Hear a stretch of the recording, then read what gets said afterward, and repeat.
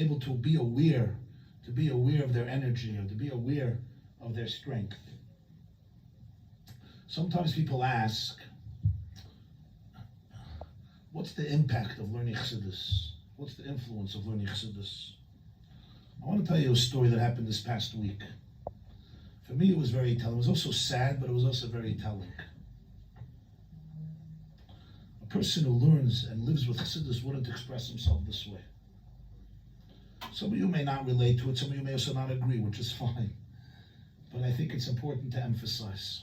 This is a Ma'aser Shai that I know firsthand. There's a French Jew. His name is Nathan Levy. Nathan Levy. He's a French Jew. He grew up in France. His parents got divorced, and he made his mother, gave them a choice to stay in France, to go to Israel. They moved to Israel as kids. He was a very wild, mischievous kid. And thank God somebody got him into martial arts, taekwondo. And he learned how to fight, so that also taught him self-control and self-dignity, because he was fighting with all the kids, but now he can express it in the right way. He went to Japan to study jiu-jitsu and judo. He went to France to study. He studied in Israel. He studied in Las Vegas. And he became an incredibly skilled fighter. One of the top martial fighters that exist today. A Jewish young man. He's 31 years old. He's married to a Jewish girl, an Israeli, Nathan Levy. Last Mitzvah Shabbos, he had a major fight. It's called the UFC, I think it's called. You're a martial arts, you're a fighter. What's it called? UFC, huh? What? Yeah. UFC, Ultimate Fighting Championship. That's what it's called, UFC, Ultimate Fighting Championship. And he fought a very heavy opponent, a very serious opponent. And Nosson won. He defeated him. As they say, he's a very nice man, but he's lethal. His punch is lethal. His strength is lethal. He's very powerful. He's trained 9 hours a day. Akenda Malach, as they say. He finished the fight. It was publicized in the whole world. UFC, it's one of the only Jews in history, one of the only Israelis in history who ever fought in the UFC, Ultimate Fighting Championship. It's basically the top martial arts fighters in the world. And he was victorious. So they interviewed him. And this was an interview that was aired internationally. And they asked him what his opinion is about Kanye West, with all of his latest anti-Semitic rhetoric, is praising Hitler, Yamach Shemai. So he said, I invite Kanye West to come here. Let him come here. Let me take him on, and let's work it out, okay?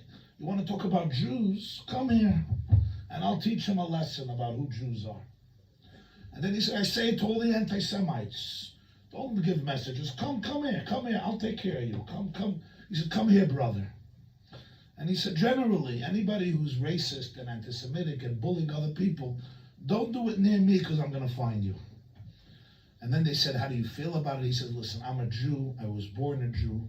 I'm proud that I'm a Jew, and I'm going to fight for my people, and I'm going to fight for my country. And anybody who threatens Jews and who hates Jews, I will find him, and I will get him. And you don't start up with the Jewish people. And I feel bad for haters. Life is too short to hate, and people that just spend their whole life hating, and that's all they can do is hate Jews and hate other people. They're bigots. I feel bad for you, but I'm not going to tolerate it. And it was very moving. It was very emotional how this Jew speaks. A friend of his, who's a friend of mine, and a close friend of his, sends me a text Friday. Before Shabbos, he sends me a text. And he says, I'm in touch with him. And I told him, I want you to know that all the religious websites, the Jewish religious websites, are all busy with you, because they all published a story about Nathan Levy, talking about how he's going to fight for the Jewish people, and Kanye West should meet him, and he'll take care of him, and he'll teach him who Jews are. So he said, I want you to know it's not just the secular, world that is praising you, but even the very Orthodox Jewish websites all reported your story, and he sent him links of all these, the frum websites that posted the video of him talking. And there were a lot of them, all the websites reported, and there's, comments, a lot of comments. So this friend of mine writes back to me. He says, Nathan looked at all the websites. He wanted to see, it says access. He doesn't know about the Orthodox world. And he read the comments. And he writes back to this friend of mine who sent it to me. He sent me a picture. One comment, only one comment. He says, it's a little sad that all of them call me Chiloni. It's a little sad that all of them call me Chiloni, which means secular. Shabbat Shalom.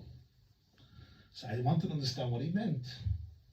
Because did they write this? I went. I wanted to understand what he meant. So I checked myself. And I saw the story just tells the story. He's an Israeli fighter. But then I saw the comments.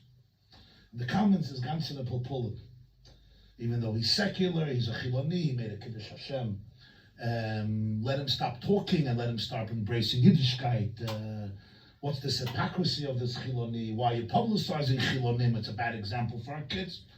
All the different Chachmei Chelim in their comments, explaining it's a good story, it's a bad story, he's good, but still he's a schus, and even though he's Chiloni. And even though this was all, it's a positive story about him, but that touched him. And then I'm thinking to myself, he's a secular Jew. He's a secular Jew. I don't understand. He's a secular Jew. So they wrote, Chiloni means secular. Chiloni means secular. The word chayil. Chiloni comes from the word chayil. That's the term in Israel for secular Jew. So to Munger, he said it's sad that they write about me Chiloni. Yeah? He knows that he doesn't have payas with Halayim boy, doesn't put enough in the Tams Tfilin Shemur Sherabim and Raivit.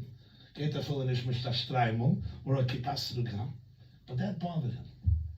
And then I realized, the Alter Rebbe, the Balatanya, the Chabala Gula, used to say, Shema Yisrael, in Yiddish he would say, Ayid, nicht will, und nicht ken, sein abgescheit von Elikus. A Jew, not he could, nor can he, really be detached from godliness. Just like I can't decide today that my DNA is of a horse. I'm a horse. I can decide I'm a horse. I can behave like a horse. But it's not going to help. I'll decide my mother is not my mother. I have a different mother. It's who you are. The color of my eyes, the color of my... Alter Rebbe said, Ayid nicht ken, nicht will, und nicht ken sein anifrit von Elikus. He doesn't want, and he can't. When a person is not teufus, Chassidus, so it's possible to have such a conversation on the internet. Because you're not teufus that it's real, what a Jew is. It's lip service. Yeah, he has a pintel yid. Here you see, he's a world-renowned fighter. Money he's not missing. Fame he's not missing. Right? Compliments he's not missing. He's doing very, very well for himself. What bothers him? What bothers him? That a Frume Yid calls him a Chiloni. Why does that bother him?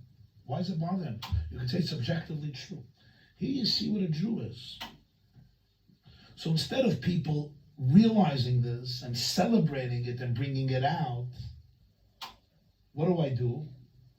I know how to distance a person and crush a person and alienate a person. What's here you see practically two hashkafas. There's a hashkafa where religion belongs to the Orthodox. And everybody else, at best, if you agree with us, we take you in. And then we give pulpulim and a tatum how Jewish you are, how Jewish you're not. Chassidus is the exact opposite. A Jew is a Jew is a Jew. A Jew is a chelik elokam mimal. Somebody once asked Alter Rebbe, what's a greater mitzvah? If, sometimes you have to weigh between mitzvahs, right? You have to weigh between mitzvahs. What's greater? Avos Hashem or Avos Yisrael? V'haftas Hashem alekecha, love Hashem, or v'haftas l'recha kamoicha, love a Jew. What's a greater mitzvah? Like, the balance. The Alter Rebbe said, listen to his answer. Avos Yisrael is the pirush from Avos Hashem. Avos Yisrael is a commentary on the love of God. What does it mean to love God? It's a pirush. It's like what's bigger? What's more important? Gemara or Rashi on the Gemara? What's bigger? Chumash or Rashi? Gemara or Tosfos? Right. What's more important? Rashi is not competing with the Gemara. Rashi is explaining the Gemara. So the Rebbe said, Avos Yisrael is a pirush on Avos Hashem. What does it mean you love God? If you love God, you love every Jew. That's what it means to love Hashem.